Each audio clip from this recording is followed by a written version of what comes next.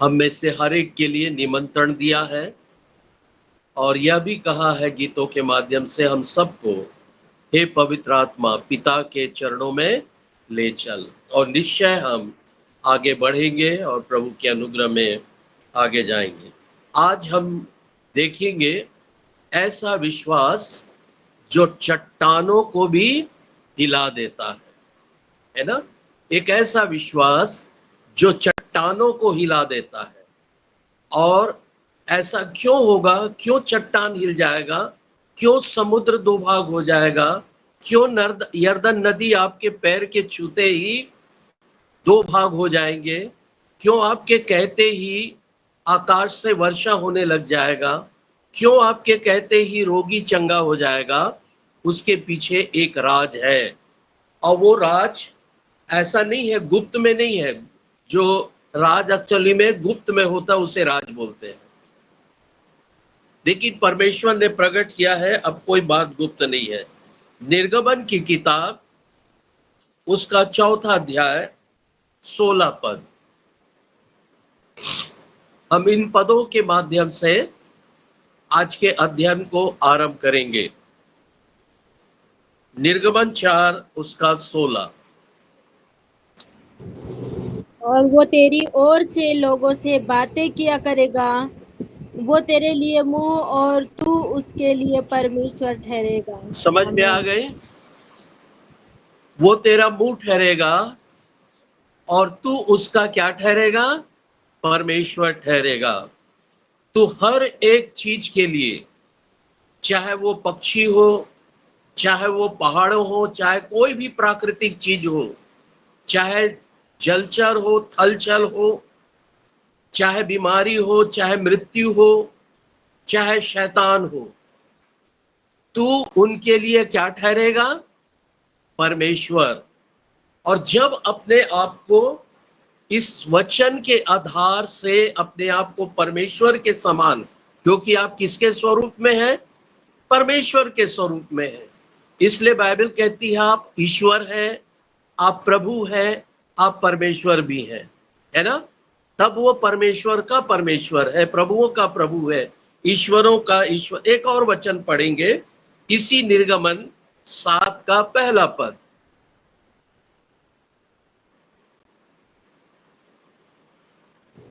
तब यहोवा ने मूसा से कहा, सुन, मैं तुझे फिरौन के लिए परमेश्वर सा ठहराता हूँ और तेरा भाई हारून तेरा नबी ठहरेगा। आमीन। हाँ, बाइबल कहती है मैं तुझे फिरौन के लिए, मैं तुझे तेरे भाई हारून के लिए परमेश्वर सा ठहराता हूं, है ना? यदि आप परमेश्वर सा ठहरेंगे, जब किसी के लिए प्रार्थना करने जाते हैं, जब किसी चीज के लिए प्रार्थना करने जाते हैं, याद रखें आपकी प्रार्थना, आपके शब्द पहाड़ों को भी हिला देता है। आप इतने विश्वास हो जाएंगे, आपको किसी की जरूरत नहीं पड़ेगी, आप अकेले काफी हैं। मूसा अकेला काफी था, पतरस पौलुस अकेले काफी थे, है ना? एलिया एलिशा काफी था, दाऊद अकेला काफी था गोलियत के लिए, सारी सेना भाग गई थी, छिप गए थे। आप अकेले काफी हैं पहाड़ों को हिलाने के लिए। आपका विश्वास, आइए, क्योंकि परमेश्वर ने हमें इस पृथ्वी पर, इस पृथ्वी के लोगों के लिए, अविश्वासियों के लिए, अंधविश्वासियों के लिए, अंधकार में जीवन जीने वालों के लिए हमें क्या ठहरा दिया है? परमेश्वर सा ठहरा दिया है। इसलिए आपका विश्वास पहाड़ों को हिला देगा। ये पहाड़ एक्चुअली में पहाड़ नहीं है, कठिनाइयों को बता रहा है, मुसीबत को बता रहा है, तकलीफों को बता रहा है, अड़चनों को बता रहा है, जो पहाड़ों के समान अडिग है ना? जो स्थिर है, जो किसी भी रीति से आपके जीवन से नहीं हट रहा है। आपका विश्वास, आपकी प्रार्थना से ये संभव हो जाएगा। उत्पत्ति की किताब में उसका 15वां अध्याय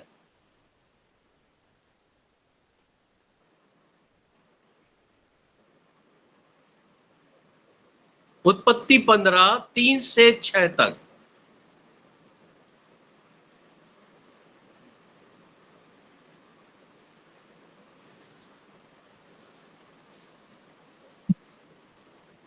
और अब्राम ने कहा, मुझे तो तूने वंश नहीं दिया, और क्या देखता हूँ कि मेरे घर में उत्पन्न हुआ एक जन मेरा वारिस होगा। तब यहोवा का यह वचन उसके पास पहुंचा, यह तेरा वारिस ना होगा, तेरा जो निज पुत्र होगा वही तेरा वारिस होगा। और उसने उसको बाहर ले जाके कहा, आकाश की ओर दृष्टि करके तारागण को गिन, क्या तू उनको गिन सकता है? फिर उसने उनसे कहा, तेरा वंश ऐसा ही होगा। उसने यहोवा पर विश्वास किया, और यहोवा ने इस बात को उसके लेखे में धार्मिकता गिना। हाँ, यहाँ पर बहुत सुंदर सुधारने के लिए बेटा इसको, है ना। बाइबल में लिखा है, और यहोवा ने उसके इस बात पर क्या किया, उसको धार्मिकता गिना।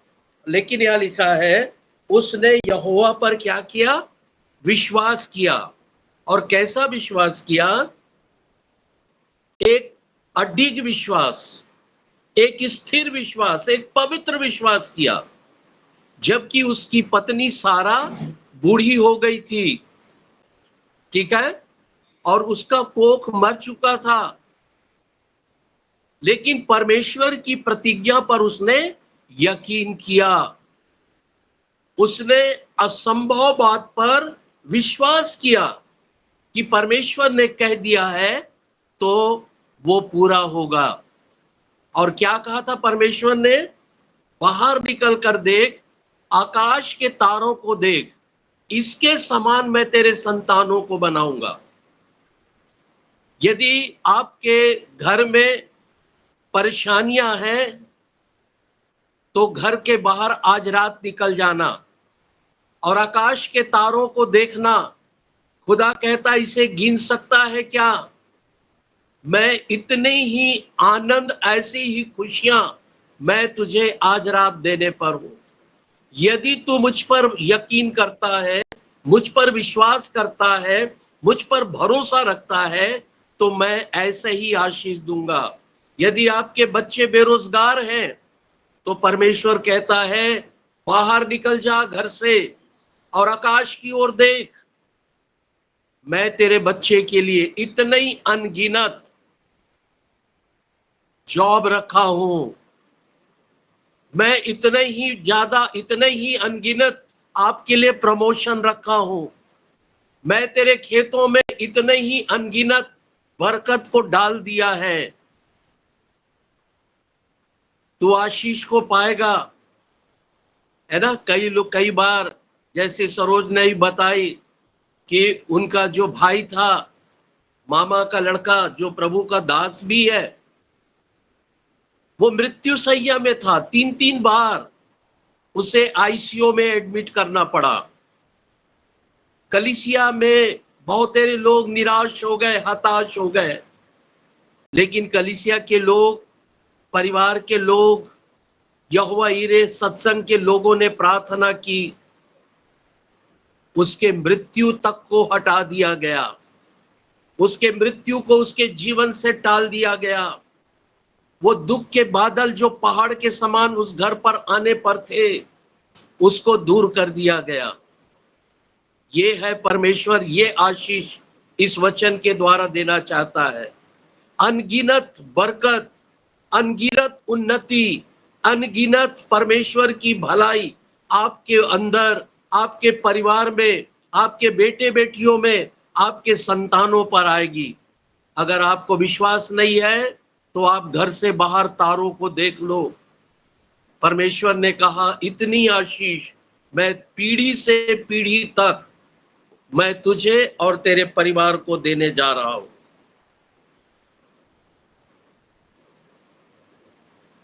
निर्गमन में उत्पत्ति 22,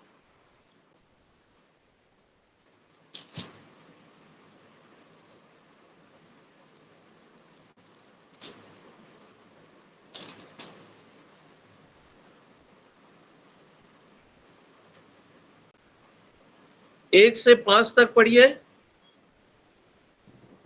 इन बातों के पश्चात ऐसा हुआ कि परमेश्वर ने इब्राहिम से यह कहकर उसकी परीक्षा की कि हे इब्राहिम।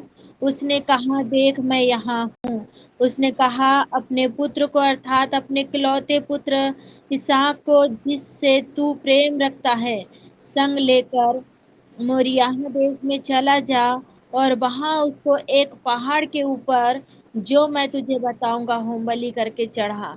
सो इब्राहिम बिहान को तड़के उठा और अपने गधे पर काठी कस कर अपने 2 सेवक और अपने पुत्र इसहाक को संग लिया और होम बलि के लिए लकड़ी चीर ली। तब कूच करके उस स्थान की ओर चला जिसकी चर्चा परमेश्वर ने उससे की थी।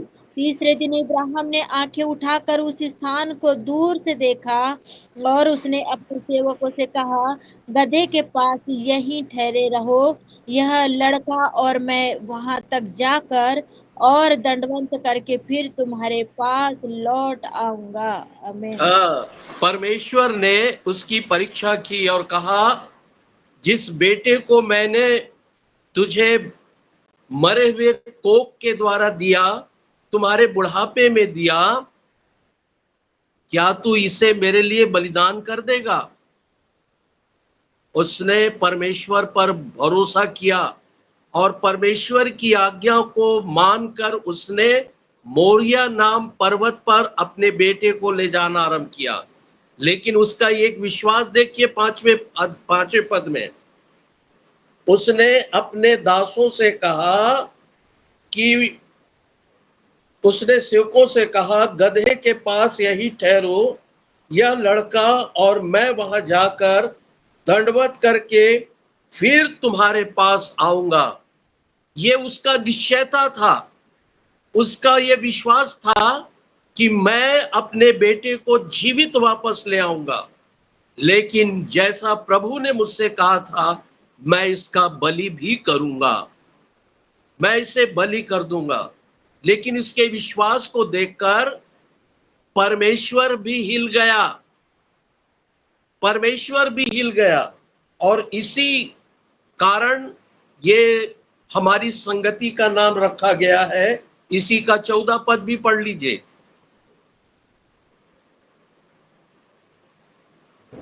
और इब्राहिम ने उस स्थान का नाम यहोवा यिरे रखा। इसके अनुसार आज तक भी कहा जाता है कि यहोवा के पहाड़ पर उपाय किया जाएगा। आमीन आमीन। है ना? अर्थात उपाय करने वाला परमेश्वर। इब्राहिम ने अपने विश्वास से अपने परमेश्वर तक को हिला दिया। उसने परमेश्वर के विचार को भी बदल दिया, परमेश्वर की योजना को बदल दिया। आप यदि इस पृथ्वी पर ईश्वर के समान, परमेश्वर के समान जीवन जीना आरंभ कर दें, तो आपके विश्वास से परमेश्वर भी हिल जाएगा। यदि वो मर भी गया हो और अब हाथ उठाकर प्रार्थना करें, परमेश्वर इसकी आत्मा इसके अंदर लौटा दे, आपके विश्वास के कारण परमेश्वर हिल जाएगा और उसकी आत्मा उस मृतक देह पर वापस आ जाएगा। अगर खूब वर्षा हो रही है, खूब बाढ़ आ रही है, शायद आपके क्षेत्र में नहीं आ रहा है, लेकिन यदि उत्तराखंड में आ रहा है, यदि आप दक्षिण भारत में आ रहा है और आपको लगता है कि नहीं मुझे प्रार्थना करना चाहिए, तो ये विश्वास पहाड़ तक को हिला देगा। अर्थात इस वेग से होने वाली वर्षा को रोक देगा। आप वो पावरफुल है, आपका विश्वास कितना मजबूत है, कितना सामर्थी है। केवल आपका विश्वास को दृढ़ होना है, जो कह दो वो आपके लिए हो जाएगा। परमेश्वर आपके अंदर विश्वास देखना चाहता है। क्या वो पृथ्वी पर आएगा? तो विश्वास पाएगा, है ना। मत्ती में लिखा है, क्या वो प्रभु जब आएगा तब हमारे अंदर विश्वास पाएगा? तब आप कहना, हाँ प्रभु, मुझको देख, मेरे अंदर चट्टान के समान विश्वास है। मेरे अंदर वो विश्वास है कि मैं पहाड़ों को हिला सकती हूँ। असंभव और असंभव चीजों को भी मैं हाँ में बदल सकती हूँ। मैं सारे दुख को आनंद में भी बदल सकती हूँ। मैं सारे कष्टों को, सारे मुसीबतों को काली घटा के समान एक परिवार से दूर कर सकती हूँ या कर सकता हूँ।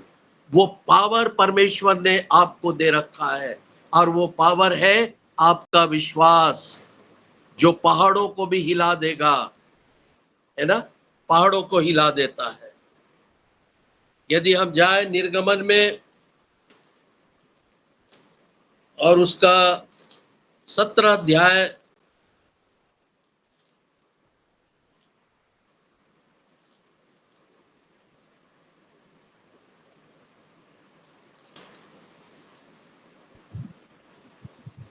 उसका भी 1 से लेकर 4 तक पढ़ें।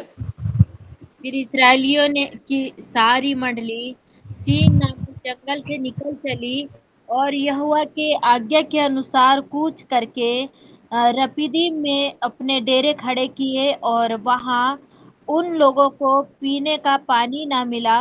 इसलिए वे मूसा से वाद विवाद करके कहने लगे कि हमें पीने का पानी दे। मूसा ने उनसे कहा, तुम मुझसे क्यों वाद विवाद करते हो और यहोवा की परीक्षा क्यों करते हो? फिर वहां लोगों को पानी की प्यास लगी, तब वे यह कहकर मूसा पर बुड़बुड़ाने लगे कि तू हमें लड़के बालों और पशुओं समेत प्यासों मार डालने के लिए मिस्र से क्यों ले आया है? तब मूसा ने यहोवा की दुहाई दी और कहा, इन लोगों से मैं क्या करूं? ये सब मुझे पत्थरवाह करने को तैयार हैं। यहाँ पर लिखा कि ये मुझे पत्थरवाह करना चाहते हैं। तब परमेश्वर ने कहा, 6वें पद को पढ़ लो। देख, मैं तेरे आगे चलकर होरे पहाड़ की एक चट्टान पर खड़ा रहूंगा और तू उस चट्टान पर मारना, तब उसमें से पानी निकलेगा जिससे ये लोग पिए। तब मूसा ने इस्राएल के वृद्ध लोगों के देखते वैसा ही किया। आमीन। हाँ, यदि आप लोग परमेश्वर ने जैसा कहा है, यदि आप वैसा करते हैं, तो आप पहाड़ों को भी हिला सकते हैं। जैसे मूसा ने होरेब पर्वत पर उस पर्वत को अपने सोटे से मारा, जिस पहाड़ पर परमेश्वर खड़ा था, और वहां से क्या निकल गया? सोता। जहां असंभव था, चट्टान में कोई सोता नहीं था, लेकिन उसने मारा विश्वास के साथ, क्योंकि परमेश्वर ने कहा था। उसने किया और इतना जल निकलने लग गया कि वहां पर एक सोता बन गया। वो निरंतर बहने वाला सोता बन गया। लोग पीकर तृप्त हो गए। याद रखिएगा, यदि आपका ऐसा ही विश्वास है, जो कुछ परमेश्वर ने आपसे करने को कहा था, परमेश्वर ने काना के विवाह में अपने चेलों से कहा और चेले उसकी कथनी को पूरा किए। यीशु ने कहा कि मटकों को पानी से भर दो। चेले बिना संकोच के, बिना वाद विवाद के, किसी भी प्रकार के प्रश्न पूछे, जैसा उसने कहा था वैसा करना आरंभ कर दिए। 6 मटके थे और 6 को उसके मुंह तक भर दिए, और भरने के बाद उन्होंने कोई प्रश्न नहीं किया अब क्या करें करके। यीशु ने कहा, एक काम कर, अब उसको निकालकर लोगों को पिलाना चालू कर दो। उन्होंने ये नहीं कहा इसमें तो पानी है, उन्होंने ये नहीं कहा हे प्रभु ये तो लोग हमें ठट्ठा करेंगे, लोग हमें मारेंगे, लेकिन उन्होंने वही किया जो यीशु ने कहा था। और जैसे उन्होंने निकाल कर देना आरंभ किया, बाइबल बताती है कि वो उत्तम दाखरस बन गया था। उत्तम दाखरस, बेस्ट, उसके आगे कुछ नहीं। आपके द्वारा भी परमेश्वर बेस्ट करना चाहता है, आपके द्वारा भी उत्तम करना चाहता है, आपके द्वारा भी असंभव को संभव करना चाहता है। मूसा से कहा जाकर होरेब पर्वत को मार, उसने मारा, उसने दृढ़ विश्वास किया और उसके इसी विश्वास ने वहां से सोता निकाल दिया। याद रखें, आप मूसा से भी बड़े हैं। बाइबल में लिखा, जितने लोग स्त्री से जन्म लिए हैं कोई एलिया से बड़ा नहीं, परंतु धन्य हो तुम जो पिता से जन्म लिए हो, तुम एलिया से भी बढ़कर हो, मूसा से भी बढ़कर हो, क्योंकि उनके साथ तो पिता था, आपके साथ तो पिता भी है, पुत्र भी है, पवित्र आत्मा भी है, और 66 किताब की परमेश्वर का पवित्र वचन भी आपके पास है। आप तो इन लोगों से भी बड़े बड़े अद्भुत और सामर्थ के काम कर सकते हैं। आपका विश्वास, यीशु ने कहा यदि तू राई के दाने बराबर भी, सोचो, प्रभु ने पूर्ण विश्वास के बारे में नहीं कहा। प्रभु ने क्या कहा है? यदि तू राई के दाने बराबर भी विश्वास करती है प्रीति, तो इस पहाड़ से भी कह दे समुद्र में चला जा, तो वो तेरे लिए हो जाएगा। राई के दाने बराबर भी विश्वास तुम्हारे अंदर हो तो ये संभव है।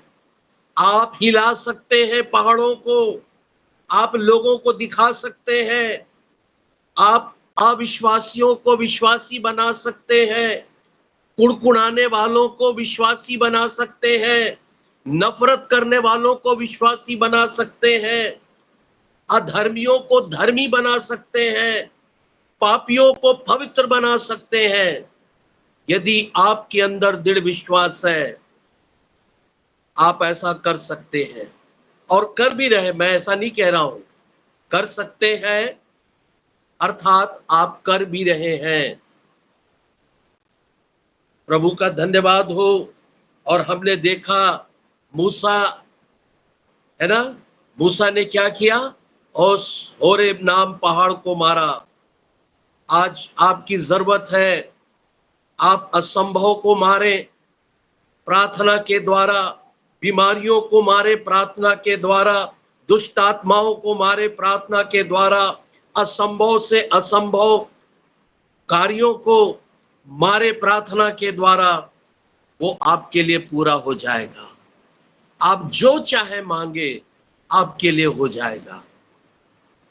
वो सामर्थी याजक है आप लोग, वो पवित्र जन है आप लोग, वो शूरवीर परमेश्वर की प्रजा है आप लोग। परमेश्वर आप लोगों की सहायता करे, प्रभु आपकी अगुवाई करे। आप बहुत बड़े काम करने पर है, आपके द्वारा परमेश्वर का नाम ऊंचा होने जा रहा है। एक और पद हम देखने जा रहे हैं, यहोशू की किताब व्यवस्था विवरण के बाद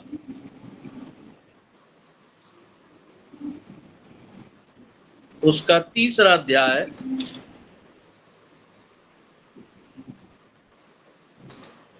मैं आज आपके पैर के कदमों की सामर्थ को बताने जा रहा हूं। जो कुछ तुम मुंह से करोगे हो जाएगा। हमने बहुत सुना, हाथ रखने के द्वारा बहुत कुछ हो जाएगा। हमने इसको भी बहुत सुना है, प्रभु के दासों के द्वारा भी सुना है। लेकिन मैं आज आपके कदमों का सामर्थ आपको बताने जा रहा हूं। यदि आपका दृढ़ विश्वास है तो आपके पैर के द्वारा बड़े सामर्थ के काम हो जाएंगे। कदम रखने से सामर्थ का काम हो जाएगा। और बाइबल बताती है, 9 से कुछ पद आगे पढ़ेंगे, वैसे 13 तक है। इस्राएलियों से कहा, पास आकर अपने परमेश्वर यहोवा के वचन सुनो। और यहोशू कहने लगा कि इससे तुम जान लोगे कि जीवित ईश्वर तुम्हारे मध्य में है, और वो तुम्हारे सामने से निसंदेह कनानियों, हित्तियों, हिब्बियों, परिज्जियों, गिर्गासियों, एमोरियों और यबूसियों को उनके देश में से निकाल देगा। सुनो, पृथ्वी भर के प्रभु की वाचा का संदूक तुम्हारे आगे आगे यरदन में जाने पर है। इसलिए अब इस्राएल के गोत्रों में से 12 पुरुषों को चुन लो। वे एक एक गोत्र में से एक पुरुष हो। और जिस समय पृथ्वी भर के प्रभु यहोवा की वाचा का संदूक उठाने वाले याजकों के पांव यरदन जल में पड़ेंगे, उस समय यरदन का ऊपर से बहता हुआ जल थम जाएगा और ढेर होकर ठहरा रहेगा। आमीन। समझ में आ गई? केवल एक विश्वास करने वाले लोगों के पास 10 आज्ञा थी। आपके पास तो पूरा 66 किताब है। यदि आप इस वचन को लेकर चलते हैं, और यदि हमारे देश में सबसे चौड़ा और लंबा नदी कौन सा है? यरदन नदी। है? हमारे देश में, भारत देश की बात, गंगा नदी है ना, खूब गहरा, लंबा, चौड़ा, और ऐसी 2-3 नदियां हैं, विशाल हैं। यदि आप वचन को लेकर जाएं, यदि परमेश्वर का वचन आपके हृदय में है, यदि आपके पांव उस नदी में पड़ेंगे, तो नदी 2 भाग हो जाएगा। ये मैं नहीं कह रहा हूं ना, परमेश्वर का वचन कह रहा है। यरदन नदी उस समय, ये जो गंगा नदी है भारत का, उससे भी बड़ा नदी है वो, और बहुत गहरा नदी है, बहुत चौड़ा नदी है। और नदी के उस पार यरदन देश था, जो प्रतिज्ञा का देश है, जिसको देने की प्रतिज्ञा परमेश्वर ने इब्राहिम से वाचा बांधी थी, मैं तेरे वंश को दूंगा। उस प्रतिज्ञा को, देश को लेने के लिए हारून की अगुवाई में, मूसा तो मर गया, हारून की अगुवाई में जा रहे थे। तब परमेश्वर, लोगों ने कहा, देख प्रभु, सामने तो इतना बड़ा विशाल यरदन नदी है, इसे कैसे पार करें?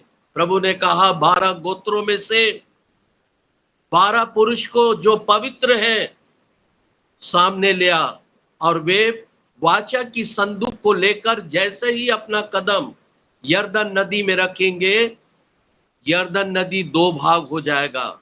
ऊपर का भाग ऊपर ठहरा रहेगा, नदी का बहाव थम जाएगा।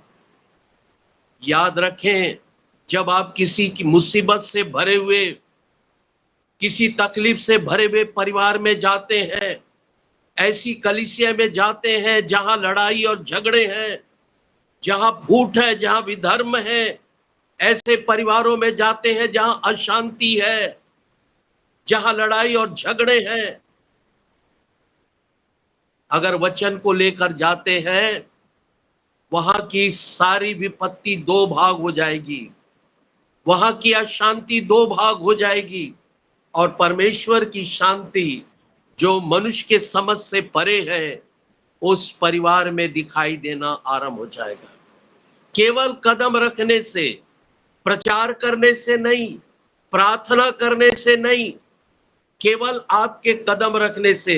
इसलिए यीशु ने क्या कहा, जब तुम किसी घर में जाओ तो ना झोला रखना, ना कपड़े रखना, ना लाठी रखना, कुछ मत रखना। जिस घर में जाना, और जब लोग तुम्हें ग्रहण कर ले, तो मेरा कल्याण उस घर में आ जाएगी, मेरी शांति आ जाएगी, मेरा उद्धार उस घर में आ जाएगा, मेरी पवित्रता उस घर में आएगी, मेरी आत्मा उस घर में वास करने लगेगी। और यदि उन्होंने तुझे नहीं ग्रहण किया तो अपनी पैर की धूली को उसी घर में झाड़ देना। मेरी आशीष, मेरा कल्याण तेरे साथ वापस हो जाएगा। आप कितने पावरफुल लोग हैं।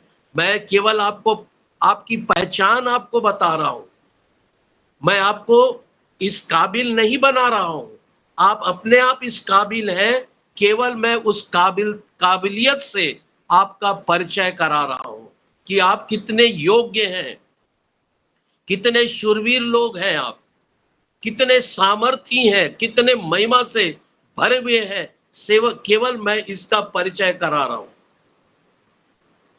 केवल आपके पैर का धूल एक परिवार के घर को बदल देगा, एक पापी के घर को, एक डाकू के घर को, एक बेबिचारी के घर को बदल देगा, एक रोगी के घर को बदल देगा, एक अशिक्षित घर को बदल देगा, एक गरीब घर में ईश्वर की अद्भुत आशीष आ जाएगी। केवल आपके कदम रखने से, प्रार्थना करने से नहीं, बाइबल पढ़ने से नहीं, केवल आपके कदम रखने से। ये 12 चेले परमेश्वर की वाचा का संदूक हाथ में लिए उठाए, कंधे पर उठाए हुए, जैसे ही पहले व्यक्ति का पांव, सामने में जो 2 लोग थे उनका पांव जैसे ही यरदन नदी में पड़ा, यरदन नदी 2 भाग हो गई। मुसीबत, संकट, उपद्रव, सताव, नंगाई, जोखिम, तलवार, मृत्यु, बीमारियां, ये सब आपके कदम रखने से थरथराने लग जाएंगी, कांपने लग जाएंगे। उस घर से, उस अस्पताल से और उस व्यक्ति के जीवन से भाग जाएगा, दूर हो जाएगा। चाहे आप स्त्री हो, चाहे आप पुरुष हो, परमेश्वर आपके साथ ऐसा ही करने जा रहा है। आप पहाड़ों को हिला सकते हैं। आपका विश्वास इतना सामर्थी है कि आप पहाड़ों को भी हिला सकते हैं। यहोशू के बाद न्यायों की किताब है,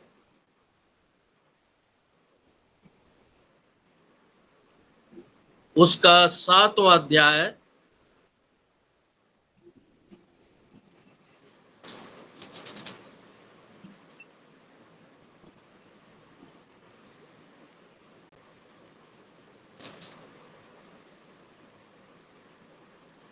दो से 6 तक पढ़िए तो।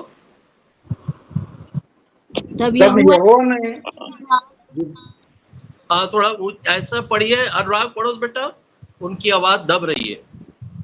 तब यहोवा ने गिदोन से कहा, जो लोग तेरे संग हैं वे इतने हैं कि मैं मिद्यानी को उनके हाथ नहीं कर सकता।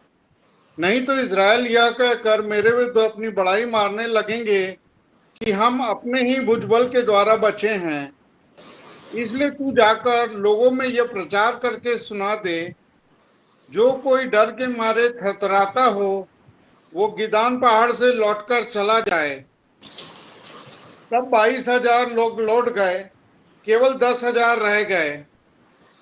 फिर यहोवा ने गिदोन से पढ़िए थोड़ा सा और आगे कह रहा था कि अब भी लोग अधिक हैं, उन्हें सोते के पास नीचे ले चल, वहां मैं उन्हें तेरे लिए परखूंगा, और जिसके विषय में मैं तुझसे कहूं वह तेरे संग चले, वह तो तेरे संग चले, और जिनके विषय में यह कहूं या तेरे संग न जाएंगे वह न जाएं। तब वह उन्हें सोते के पास नीचे ले गया। वहां यहोवा ने गिदोन से कहा, जितने कुत्ते के समान जीभ से पानी चपड़ चपड़ करके पिए उनको अलग रख, और वैसा ही उन्हें भी जो घुटने टेक कर पिए। जिन्होंने मुंह में हाथ लगाकर चपड़ चपड़ करके पानी पिया, उनकी तो गिनती 300 ठहरी, और बाकी सब लोगों ने घुटने टेक कर पानी पिया। हाँ, बस थैंक यू। बस मैं इतना ही पढ़ाना चाह रहा था, आगे और है। मैं आज ये बताना चाह रहा था, इसके द्वारा यहोवा ईरे कैसे अपने विश्वास के द्वारा पहाड़ों को हिला सकता है। मैं कुछ कह रहा था इन दिनों में, कल भी बता रहा था, आज भी मैंने आरंभ में आपको बताया कि इस छोटे से झुंड के द्वारा परमेश्वर पूरे भारत को क्या करने जा रहा है, आशीष देने जा रहा है। और मैं क्यों कह रहा था, परमेश्वर ने यहां पर बता दिया उत्तर में।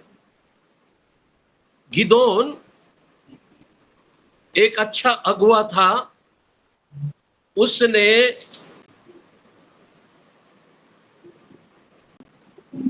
कितने हजार सिपाहियों के साथ युद्ध करने गया। आपने यहां पर नंबर था लेकिन जोड़ा नहीं है आपने नंबर को। कितने लोग वापस गए? 22,000। 22,000। 22,000 गए। बच कितने गए? 10,000। 10,000। तो दोनों को जोड़ो तो कितने हजार हो गए? 32,000। 32,000।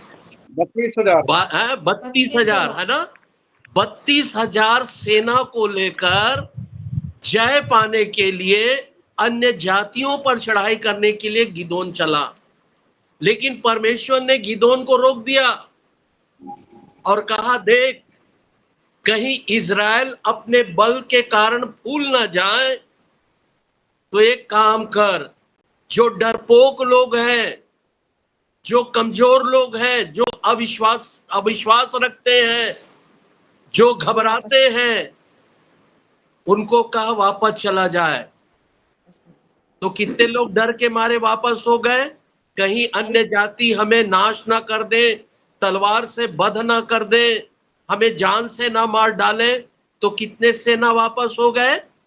22,000। 22,000। 10,000 सेना बच गई। तब भी परमेश्वर ने गिदोन से कहा, गिदोन एक काम कर, अभी भी ये घमंड से फूल जाएंगे, इन्हें समझ में नहीं आ रहा है। यदि मैं अनुराग से कहूं, अनुराग 50 किलो का बाट उठा दो, 50 किलो वाला जो बाट होता है ना, तराजू में लगता है बाट, उठा दो, या 1 क्विंटल वाला बोरा उठा दो, तो वो अकेला नहीं उठा पाएगा। लेकिन 10 लोग आकर उसे उठा ले तो 10 लोग घमंड करने लग जाएंगे, अरे हम लोग उठा लिए, देखो हमने उठा दिया। लेकिन परमेश्वर ने क्या कहा था? अकेला उठाने के लिए उसके में हिम्मत नहीं थी। लेकिन हिम्मत कब आती है? जब हमारे अंदर विश्वास हो जाता है। तो भी परमेश्वर ने कहा, गिदोन, मुझे ये 10,000 भी पसंद नहीं है। ये 10,000 में भी बहुत से लोग क्या है? अविश्वासी है, अधर्मी है, ये बहुत कमजोर लोग हैं। इन्हें एक नदी के पास ले चल, एक नाले में ले चल, और इन्हें बोल पानी पीने के लिए। और जो लोग कुत्ते के समान चपड़ चपड़ पानी पिए, बोले तो उसको रख लेना। और जो लोग हाथ से पानी पिएंगे, उनको वापस कर देना। हाथ से पानी पीने का अर्थ क्या है?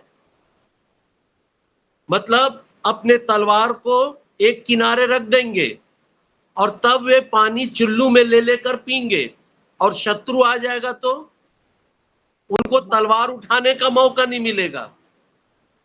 और जो कुत्ते के समान जीभ से पानी पी रहे हैं, अर्थात वो लोग अलर्ट हैं, दोनों हाथ में तलवार लिए हुए वो चौकन्ना होकर पानी पी रहे हैं। यदि शत्रु आ जाए, ये बद कर देंगे। कितने बच गए? चपड़ चपड़ पानी पीने वाले कितने थे? 300। 300। तो कितने 100 वापस हो गए?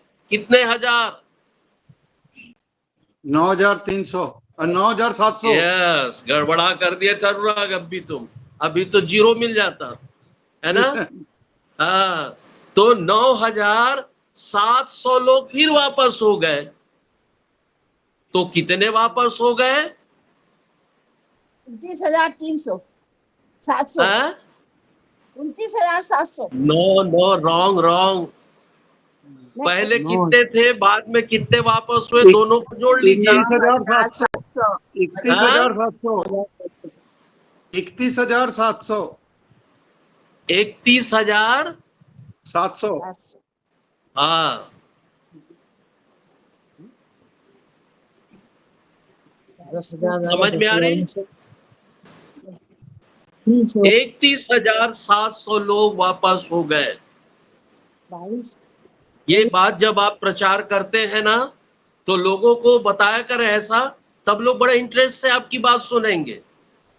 वो 700 से जीत गए, वो इतना हो गया, ऐसा नहीं। थोड़ा सा उनको जो सच्चाई है, कितने पहले गए तो कितने बच गए, तो 10,000 बचे तो कितने सेना आए थे, तो 10,000 में 22 जोड़ोगे तो 32 हो जाता है। अगर उसमें से भी, है ना, अगर मान लिया जाए 9,700 वापस हो गए तो कितने बचे, तो थोड़ा लोगों में इंटरेस्ट आ जाता है ना, अच्छा लगता है। तो प्रभु ने कितने लोगों को अपने पास रखा युद्ध के लिए? 300 300।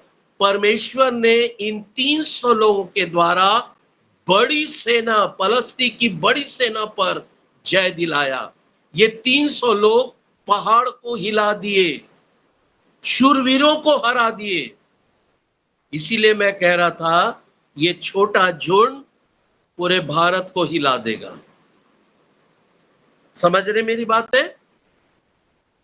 हमें झुंड नहीं चाहिए, भीड़ नहीं चाहिए, हमें तो विश्वासी चाहिए, हमें तो धर्मी चाहिए, हमें तो प्रार्थना करने वाले चाहिए। ऐसा नहीं कि वहां से तैयार होकर यहां है, हम यही तैयार करना चाहते हैं। और जो निरंतर यहां अटेंड करें संगति में। हाँ, कोई मुसीबत है, कोई परेशानी है तो बात अलग है ना। क्या होता है, कई बार हमारे ग्रुप में यहाँ पर अभी जो चल रहा है हमारा, जिस चीज बच्चों ने ऐड किया है, जो प्रोग्राम चला रहा है, उसमें 100 से ज्यादा लोग ऐड नहीं हो सकते, है ना। लेकिन हमारे बीच में वैसे ही लोग, किसके समान? गिदोन के भीड़ के समान हमारे साथ भी हैं, जो आए और 6 महीना हो गया, 5 महीना हो गया, गायब है। प्रभु कहता है ऐसों को निकाल दे, ऐसों को हटा दे, है ना। ये खुद तो हारेंगे और तुमको भी हरा देंगे। ऐसे मजबूत लोगों को रखो जो चपड़ चपड़ पानी पिए, भले 300 हो, भले थोड़े हो, भले 12 लोग हो, लेकिन 12 लोग भी, 10 लोग भी अगर है तो प्रार्थना करके सदोम अमोरा को बचा सकते हैं, पूरे भारत को बचा सकते हैं, अपने प्रदेश को बचा सकते हैं, अपने नगर को बचा सकते हैं। ये परमेश्वर का वादा है, ये परमेश्वर की इच्छा है। समझ में आ रहे हैं? तो आप थोड़े होकर पहाड़ों को हिला सकते हो, शैतान को लज्जित कर सकते हो, उसके सर को कुचल सकते हो, आप सांप और बिच्छुओं को रौंद सकते हो, अंधकार की शक्तियों को डांट सकते हो। इसलिए बहुत सावधानी के साथ और दृढ़ विश्वास के साथ मैं यहां पर आप लोगों को यूं ही नहीं जोड़ रहा हूं, है ना। मैंने तो अभी कई आप लोगों को इस्तेमाल कर रहा हूं, है ना। आज जैसे मैंने मेघा और क्रिस्टिना से कहा, जाकर तुम प्रार्थना करो और देखो तुम्हारे द्वारा चंगे होंगे। मैंने बीते दिनों में एलिजाबेथ अजय से कहा था, और वो बेटी इन्हीं के विश्वास के कारण, इन्हीं लोगों के प्रार्थना के कारण आराधना ठीक हुई है ना। मैं ऐसे लोगों को तैयार कर रहा हूं, मेरे पीछे चलने के लिए तैयार नहीं कर रहा हूं मैं आप लोगों को। आज भले आपको लग रहा है कि आप मेरे साथ हैं, लेकिन आप प्रभु के पीछे चलें, प्रभु के कहलाएं। मेरे कहलाने से कुछ नहीं मिलने वाला, मेरे पीछे चलने से कुछ नहीं मिलेगा आपको। आप प्रभु के पीछे चलें, प्रभु के कहलाएं, और तब प्रभु आपके नाम से, आपके अपने नाम से आपके द्वारा बड़े बड़े काम करेंगे। समझ में आ रही मेरी बातें? बहुत से लोग अपने पीछे चलाने के लिए भीड़ रखते हैं, हजारों हजार, 10,000, 15,000 भीड़ उनके पीछे चलती, उनके फॉलोअर हो जाते हैं। अरे मैं कहता हूं मेरे पीछे मेरे फॉलोअर होने से अच्छा है परमेश्वर का फॉलोअर बनो, क्योंकि मैं भी परमेश्वर का फॉलोअर हूं, मैं भी परमेश्वर के पीछे चलता हूं, आप भी परमेश्वर के पीछे चलो, और हम दोनों मिलकर, हम सब मिलकर पूरे भारत के लिए आशीष का कारण बन जाए, एक आत्माओं को बचाने का कारण बन जाए। ठीक है, आगे देखेंगे आगे के पाठ को। परमेश्वर कल हमारी फिर सहायता करेगा इन वचनों के द्वारा, कि हम कुछ कुछ घटनाओं के द्वारा हम देख पाएंगे कि विश्वास के द्वारा कैसे पहाड़ हिल सकता है ना। केवल 300 लोग, 300 लोग, है ना। हम गिदोन को भी देखेंगे कैसे गधी के जबड़े से, उसके पास कोई तलवार नहीं था, कोई भाला नहीं था, उसके पास कोई और औजार नहीं था कि वो शत्रुओं पर जा पाए। उसने तो गधी के जबड़े से, सूखी हड्डियों से उसने लोगों को नाश किया और जय पाया। उसको ये दृढ़ विश्वास था कि मेरे साथ मेरे परमेश्वर है, मेरे साथ मेरा परमेश्वर है। उसने हिला दिया लोगों को, अन्य जातियों पर जयवंत हुआ उसने। आप भी हो सकते हैं, आप भी ऐसा कर सकते हैं। आप अपने वतन के लिए बड़ी आशीष का कारण बनेंगे।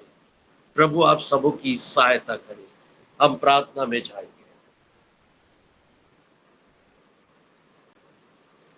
धन्यवाद, धन्यवाद, धन्यवाद परमेश्वर पिता, धन्यवाद देते हैं कि तूने हमें मूसा के द्वारा, अब्राहम के द्वारा और गिदोन के जीवन से प्रभु जी तूने हमसे बातचीत की। इन्होंने असंभव कामों को संभव किया। मेरे ईश्वर, मूसा ने समुद्र को 2 भाग किया और चट्टान में से पानी पिलाया अपने लोगों को। और परमेश्वर, इब्राहिम ने तुझ पर भरोसा करके आज अपनी संतानों को आकाश के तारों गणों के समान देख पा रहा है। मेरे प्रभु, हमने गिदोन के जीवन से देखा कि भीड़ से नहीं परंतु विश्वास से हम दूसरे राज्यों पर जय पा सकते हैं, हम शैतान और उसकी सेना पर जय पा सकते हैं, हम अंधकार की शक्तियों पर जय पा सकते हैं, हम जय पा सकते हैं बीमारियों पर, लाचारी पर, बोझ पर, चिंताओं पर जय पा सकते हैं। हमारा यह दृढ़ विश्वास है प्रभु जी। हम में से हर एक को जो यहोवा यीरे सत्संग से जुड़े हुए हैं, इन्हें बलवंत कर प्रभु जी, अपने बलवंत हाथ के द्वारा संभाल मेरे परमेश्वर। और ये जब अपने दृढ़ विश्वास के द्वारा कह दे तो वो हो जाए प्रभु जी। और मैं यही गवाही इनके द्वारा सुनना चाहता हूं मेरे खुदा, आपकी आत्मा की सहायता से। चाहे ये बच्चे हो, मेरी बेटे और बेटियां हो, नाती नतियां हो, भाई बहन हो, कोई भी हो मेरे खुदा, शैतान के सामने, बीमारियों के सामने, दुष्ट आत्माओं के सामने, गरीबी के सामने, बेरोजगारी के सामने, बिजनेस फेल होने के सामने अगर ये खड़े होकर कह दें हो जा, तो ये हो जाए प्रभु। और तब ये बताएं मेरे उद्धारकर्ता, ये बड़ी गवाही तेरे अद्भुत नाम से इनके जीवन में जुड़ने पाए। इनको बहुत प्रभावशाली बना प्रभु, बहुत महिमा से भर दे प्रभु। इनका मशा कर खुदा, इन्हें और भी सामर्थ दे प्रभु जी। ये अपने अपने घरों में, अपने अपने क्षेत्रों में तेरे नाम की महिमा को देख सके और करने वाले भी ठहरे। यीशु के नाम में मैं ये दुआ मांगता हूं, आमीन, आमीन और आमीन। अब जो हमें ठोकर खाने से बचा सकता है, हमारे आंख को आंसू बहने से रोक सकता है और हमारे पैरों को ठोकर खाने से भी बचा सकता है, उस अद्वैत परमेश्वर का प्रेम, प्रभु यीशु मसीह का अनुग्रह जो हमारे सारे लाही रंग के पाप को हिम की नाई श्वेत करता है, और पवित्र आत्मा की संगति और सहभागिता जो हमें निरंतर प्रभु के स्वभाव में स्वरूप में बनाए रखता है, हम में से हर एक के जीवन में अब से लेके सदा लोग बनी रहे। आमीन, आमीन और आमीन।